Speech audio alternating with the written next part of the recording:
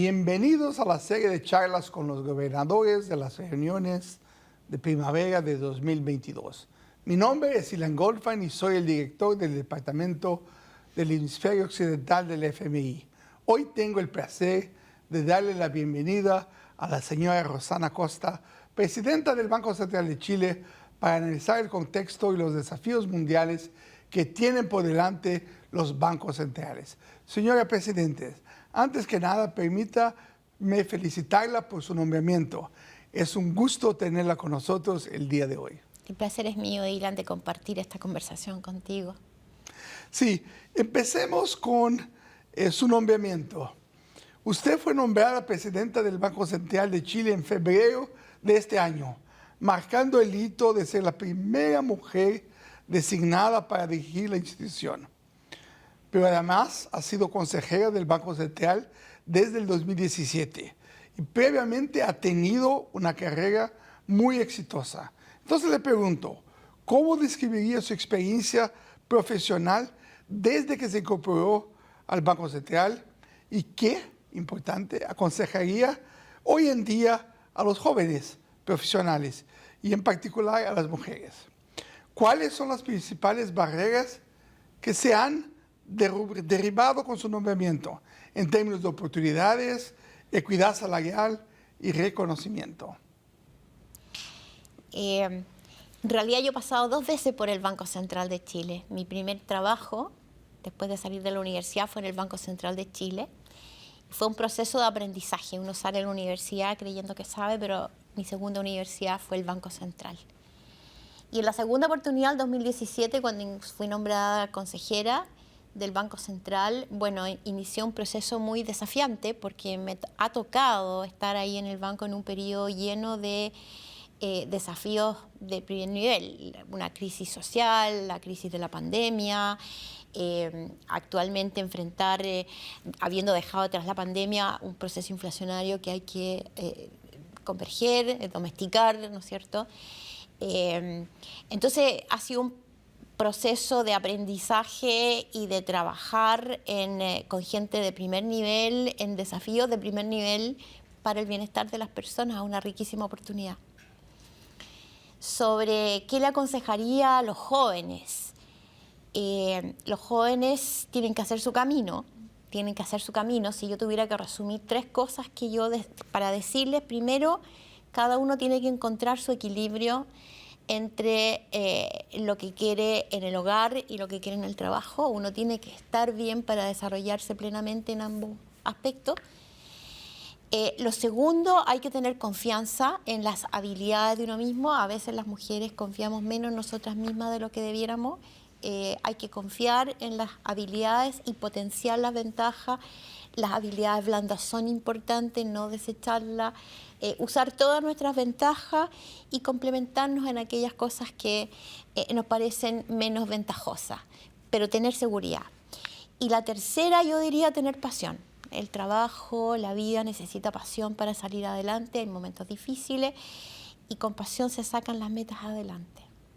Eso es muy lindo, pensar en la seguridad, la pasión y la paz y la complementariedad con las cuestiones de familia y de personas. Eso creo que es importante y más importante lo que decimos es lo que hacemos, el ejemplo de su nombramiento para mucha gente. Eso es muy importante. Vamos a la economía. Como dijo, hubo muchos desafíos, desde la tensión social a la pandemia, después la dinámica después de la pandemia con la inflación, la invasión rusa que tiene efectos en nuestros países a través de la inflación, de precios más altos. Pero quiero preguntarle un poco, porque pensando en la reacción de las autoridades chilenas, fue una reacción importante para blindar la economía. El Banco Central de Chile también tuvo un papel muy importante. Entonces quiero preguntarles cuáles considera que son los principales desafíos para la economía del país y cuál cree que debería ser el rol del Banco Central para mantener la estabilidad macroeconómica que Chile ha logrado por tantas décadas. Es un ejemplo para muchos países de la región. ¿Cuánto ha avanzado Chile en este proceso de normalización de las políticas macroeconómicas y financieras? A ver, lo primero es reconocer elementos que fueron positivos y elementos que hay que potenciar durante el periodo de estrés que nos sometieron esta pandemia y las situaciones subyacentes. Y en el caso de Chile nosotros teníamos una importante cantidad de buffers y de todo tipo. Teníamos buffers fiscales, una política consolidada, buffers de confianza en el Banco Central. Por lo tanto, esa institucionalidad, ese capital ganado durante mucho tiempo fue extremadamente útil. Y aquellos buffers que hayamos utilizado es extremadamente importante reponerlos, restablecerlos y refortalecerlos. Eso es lo primero que yo creo que hay que poner sobre la mesa como desafío hacia adelante también. Segundo, tuvimos una reacción temprana, muy temprana frente a la crisis. Y eso fue importante porque se evitó un daño mayor y más permanente en la estructura, en la familia y en la firma, de manera de, siempre dijimos, poder salir con el menor daño posible, la mayor fuerza posible de la crisis una vez que fuese posible levantar las restricciones a que nos vimos sujetos. Y ahí el capital humano de la institución, la fortaleza de la institución fueron vitales, fueron tremendamente importantes y sobre eso hay que trabajar y mantenerlo así.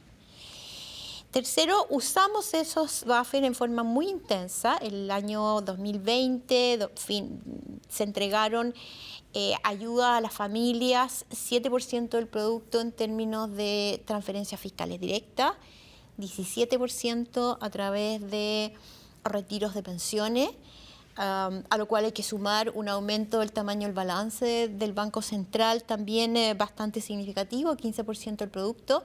Esto fue una entrega maciza de contribución a la economía que fue más allá de lo que efectivamente fueron las pérdidas promedio de los hogares. Y eso se traduce en que la salida de ese proceso es en varias etapas. No basta con haber restablecido los niveles de producto, pasamos a tener niveles de producción muy por sobre las capacidades permanentes de la economía. Y eso significa que además de la disrupción de los canales de oferta que se enfrentan globalmente, tenemos un desbalance entre la oferta y la demanda que es preciso eliminar para terminar con un proceso inflacionario que nos ha llevado a inflaciones del 9,4% en el último registro y que nosotros estimamos que va a seguir subiendo porque todavía quedan procesos de traspasos de costos pendientes. Además tenemos el shock de Ucrania que se suma a este proceso y que en el caso de nuestro país nos pega principalmente a través de esta visión sobre el proceso inflacionario. Nuestra misión hoy día de aquí en adelante es muy significativa, muy importante, es la convergencia de la inflación, cumplir con nuestra meta, que es volver a la inflación de 3% siempre en un periodo de 2 años.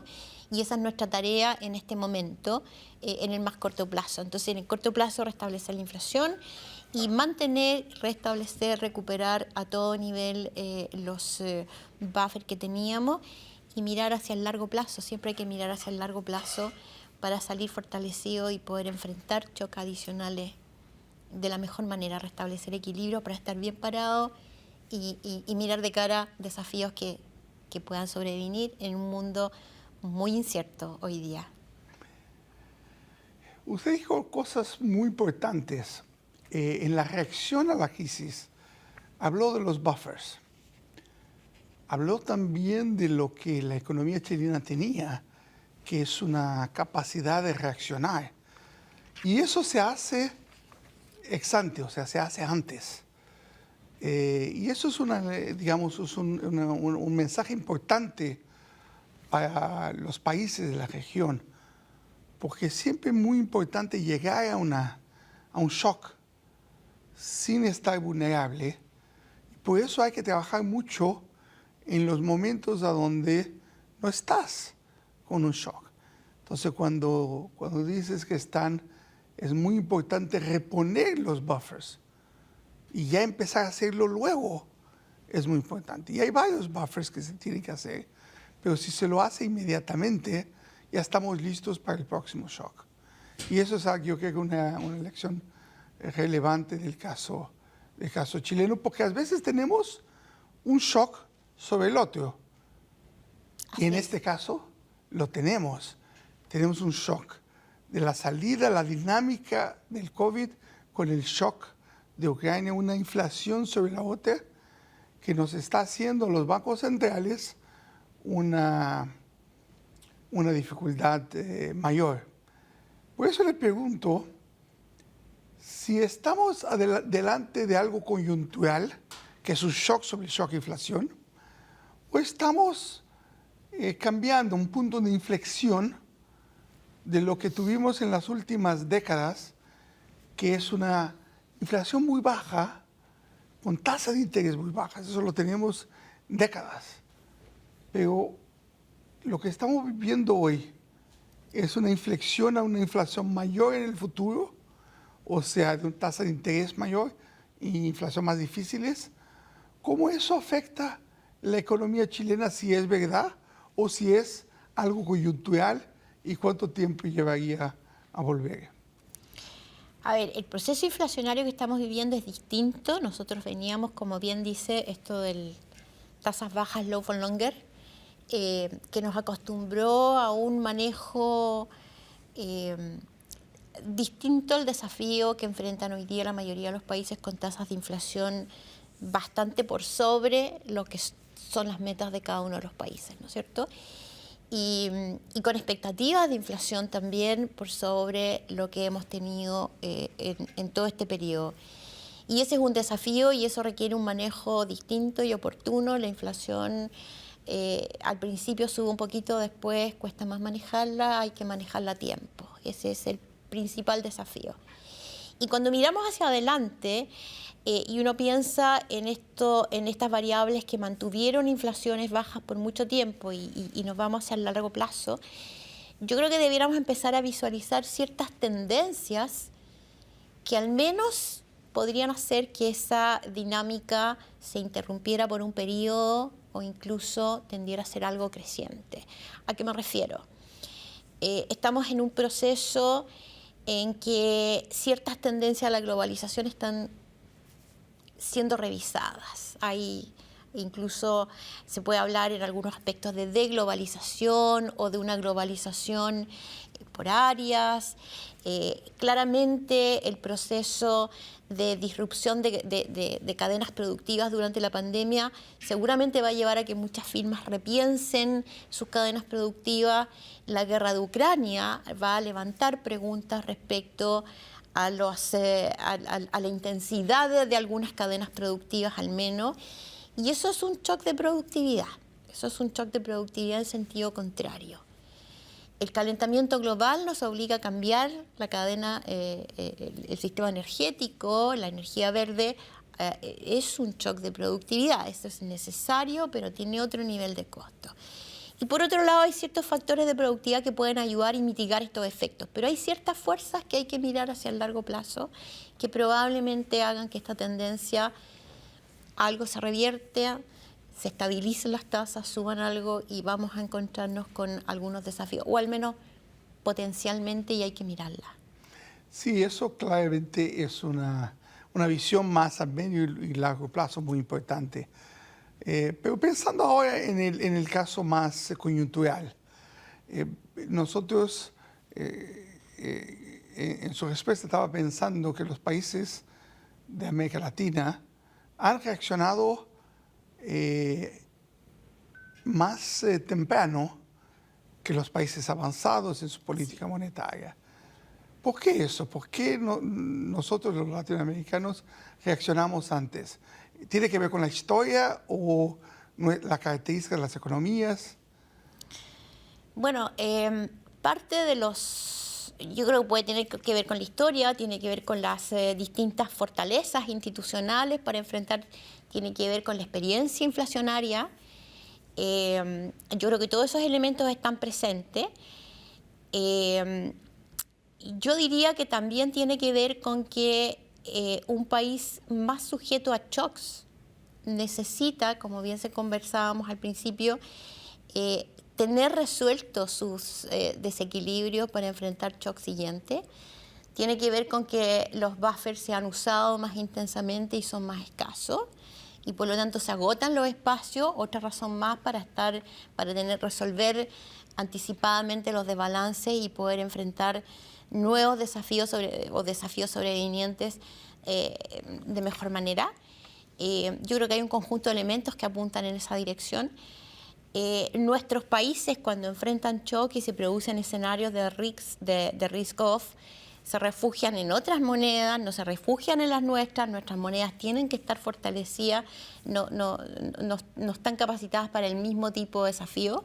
Eso hay que reconocerlo por mucha credibilidad que tengan nuestros países y nuestros bancos centrales. Entonces, yo creo que ese conjunto de elementos nos lleva a reaccionar y estar muy conscientes de la necesidad de reaccionar oportunamente.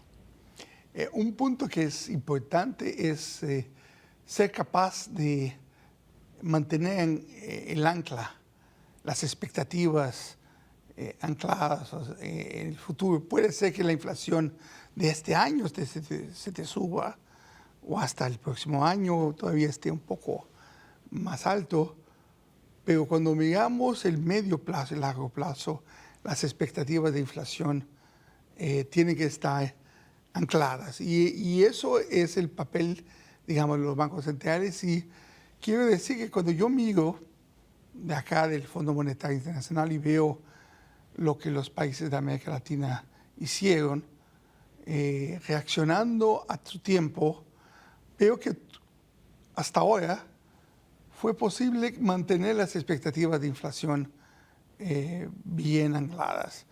Y el caso de Chile es también un caso, digamos, yo diría de suceso, pero se necesita trabajo, se necesita reaccionar. Bueno, mantener las expectativas ancladas requieren mucha información, mucho trabajo previo de construir confianza, de una historia, de trayectoria, de que efectivamente está el instrumental y la disposición a mantener las metas inflacionarias acorde a lo que son los compromisos de los bancos centrales, de tener una política autónoma a la exigencia de otro ciclo, una política monetaria orientada precisamente a la meta inflacionaria, y eso se construye a través del tiempo. La transparencia con que se aplican las políticas, en la comunicación efectiva de los diagnósticos, de lo que está haciendo, todos esos elementos son clave y si un desanclaje de expectativas hace mucho más costoso contener un proceso inflacionario para todos los países. No solamente para los países más pequeños. Todos los países tenemos que hacer un esfuerzo muy grande por mantener el anclaje de expectativa y hacer menos costoso el proceso de convergencia inflacionaria. Y para ser menos costoso hay que estar muy pendiente y a veces tener una visión de dónde está la economía, la macroeconomía en cada momento. Yo sé que el Banco Central de Chile tuvo una visión importante sobre la recuperación y a dónde estaba yendo y vigando correctamente a dónde iba la economía. Así es, y en lo más reciente hemos estado explorando y trabajando muy de cerca el proceso de análisis de la expectativa inflacionaria en nuestro país. Nuestro último reporte informamos sobre nuestros primeros pasos en un análisis de las expectativas de los consumidores y las firmas, que al final son quienes definen los precios. No tenemos una larga tradición de análisis de este tipo de encuestas, pero hemos profundizado bastante en el último tiempo porque, bueno, entendemos el desafío, la importancia y el rol que cubren las expectativas en el proceso. Hemos incorporado elementos de persistencia en las proyecciones de inflación, haciéndonos cargo no solamente de la persistencia por el lado de la oferta, por el lado de los costos y los riesgos que podrían involucrar niveles de expectativas como las que hoy día están. No obstante, las firmas y los consumidores, los estudios nos transmiten que consideran que es un proceso transitorio. Pero los riesgos están ahí y hay que manejarlos con tiempo. Quiero preguntarle sobre los temas, no sé si son nuevos, pero para los bancos centrales son más recientes que los... Por ejemplo, el tema climático, que es una de las mayores crisis que enfrenta el mundo. Los bancos centrales se les está demandando cada vez más participar en este proceso de transición a una economía más verde. Y a los bancos centrales se les está pidiendo, y hay varias formas que los bancos centrales entren en esta acción. Por ejemplo, pueden intentar sanar las deficiencias de los datos o modificar los regímenes de garantías para las operaciones de liquidez en este momento que hay riesgos de transición, o hasta mismo la provisión directa de crédito a la economía verde. Entonces son varias formas a donde los bancos centrales pueden escoger su inclusión y su papel en la cuestión climática. Entonces le pregunto, en su opinión, ¿cuál es el papel que los bancos centrales tienen que desempeñar? ¿Cuáles han sido los avances logrados, en particular por el Banco Central de Chile? A ver, el desafío climático es un desafío de todos. No hay ningún país que por sí solo vaya a enfrentar el desafío climático, y necesitamos una coordinación y un trabajo conjunto. Y dentro de los países también es una tarea de todos. Y en ese sentido, los bancos centrales tenemos algo que aportar a este desafío. Lo primero es hacer una separación de los bancos centrales que tenemos un rol, si tenemos o no tenemos un rol directamente en lo que es regulación financiera, donde ahí hay un espacio importante también. Pero incluso sin tener ese rol, que es lo que le sucede al Banco Central de Chile, nosotros nos hemos ido involucrando en distintas áreas que contribuyen a este desafío. En todo lo que tiene que ver con la provisión de estadísticas para la toma de decisiones, hay un camino y un rol bien importante. Nosotros en el Banco Central elaboramos las cuentas nacionales, por ejemplo.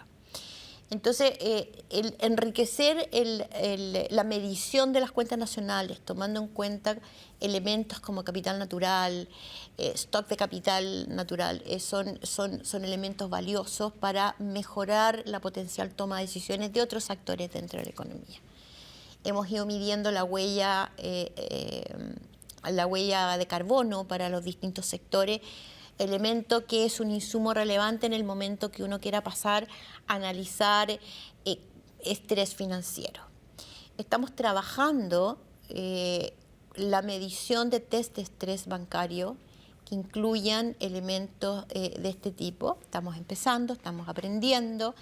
De hecho, en el próximo reporte de estabilidad financiera vamos a incluir un capítulo temático que se hace cargo, en principio, de un marco general que aborda los riesgos financieros del cambio climático en sus dimensiones de transición y en su dimensión más de riesgos tipo catastróficos, ¿no es cierto?, asociados al cambio climático. Y también internamente, nosotros hemos incorporado ya una memoria anual integrada que se haga cargo del proceso completo de lo que estamos haciendo desde ese punto de vista, y de qué manera estamos internamente siendo ecológicos institucionalmente también. Formamos parte de la red NGFS.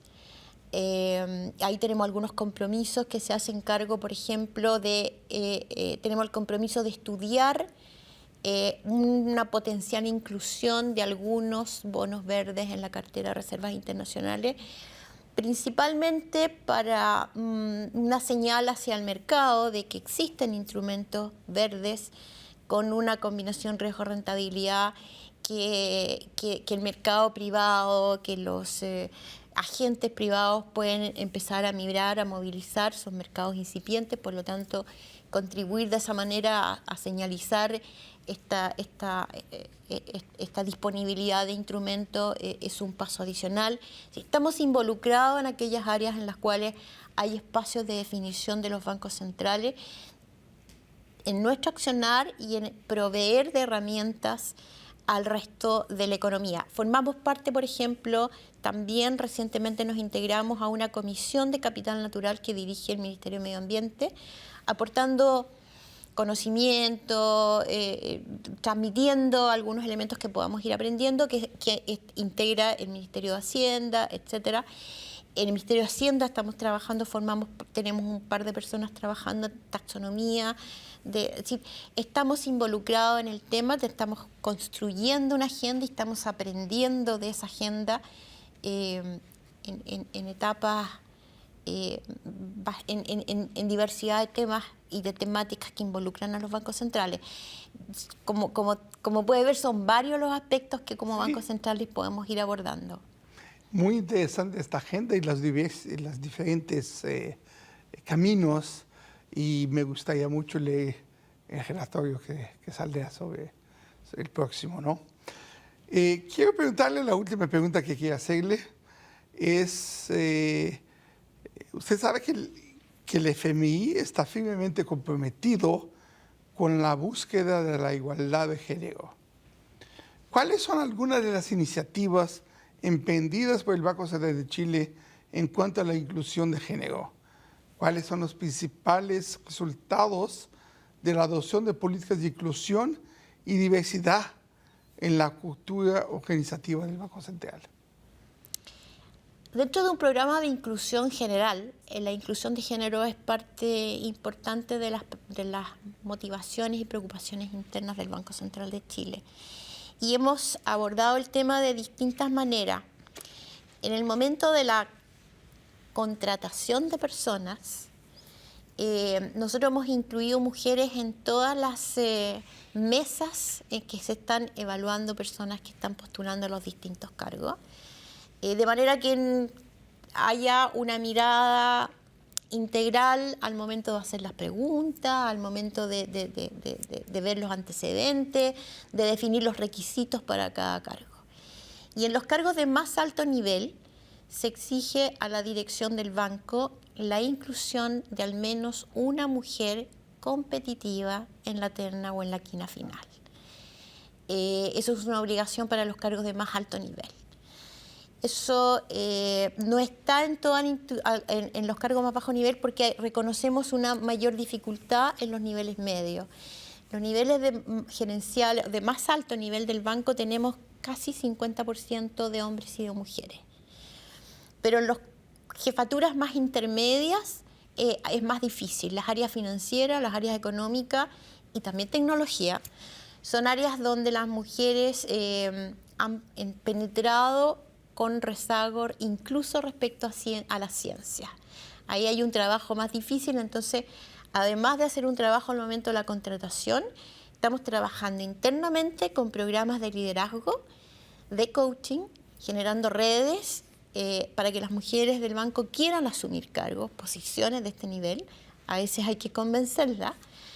Y estamos trabajando con universidades para que chicas jóvenes que interesadas por estas áreas conozcan líderes mundiales y chilenas, mujeres, y mostrar liderazgo femenino y entusiasmarlas en estas áreas. Entonces, una vez al año invitamos a un grupo de universidades, estudiantes que recién ingresan o que han mostrado interés por estos temas, les mostramos el banco y les mostramos ejemplos de liderazgo femenino.